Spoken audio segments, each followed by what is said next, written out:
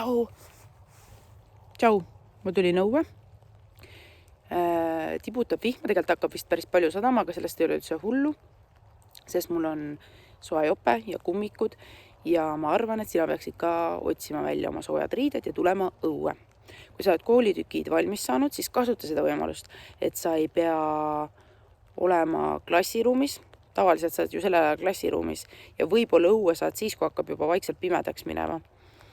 Aga praegu on sul võimalik oma aega planeerida nii, et sa jõuaksid ka valgel ajal õue jalutama ja värsket õhku hingama. Aga teine põhjus, miks ma õue tulin, on see, et mul tekkis idee, et meie, mina, sina võiksime proovida muuta seda keskkonda, milles me ringi liigume.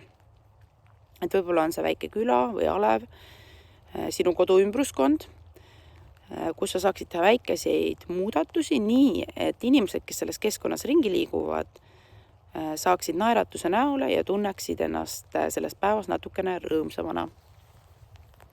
Ja selleks, et neid muudatusi teha, oleks sul vaja kriite. Neid samu kriite, millega saab asfaldi peale keksu joonistada. Kui sul ei ole kriite või ei ole sinu koduümbruses asfaldit, siis sellest ei ole ka üldse hullu, sest mul on olemas ka plaan B, millest ma räägin pärast video lõpu poole. Aga õue jalutama võiksid sa ikka tulla. Aga ma lähen nüüd natuke kõnnin ringi ja siis ma saan oma plaanist teile täpsemalt rääkida.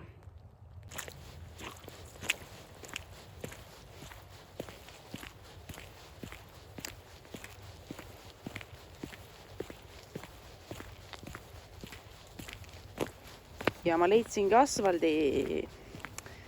Ma kõnnin natukene ja otsin mingi hea koha, kus võiksid ka inimesed ringi liikuda ja jalutada.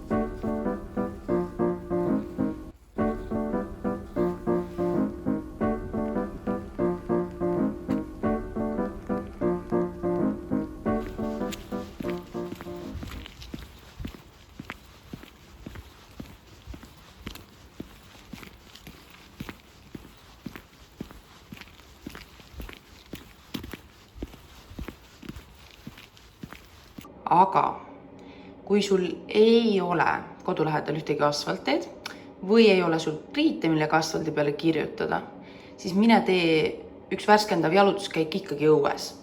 Aga peale seda tule tuppa, leia mõni tükk paberit ja pliiatsit ja jäta sõnumid oma kodus sees, toas, iseendale ja oma pereliikmetele.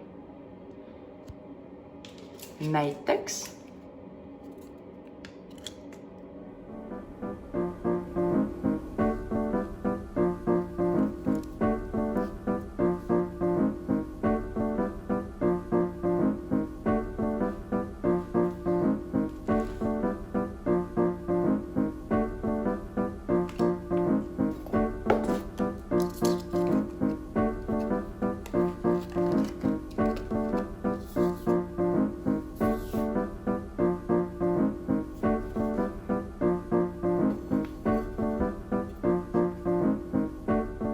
kindlasti on su ema maailma parim kokk.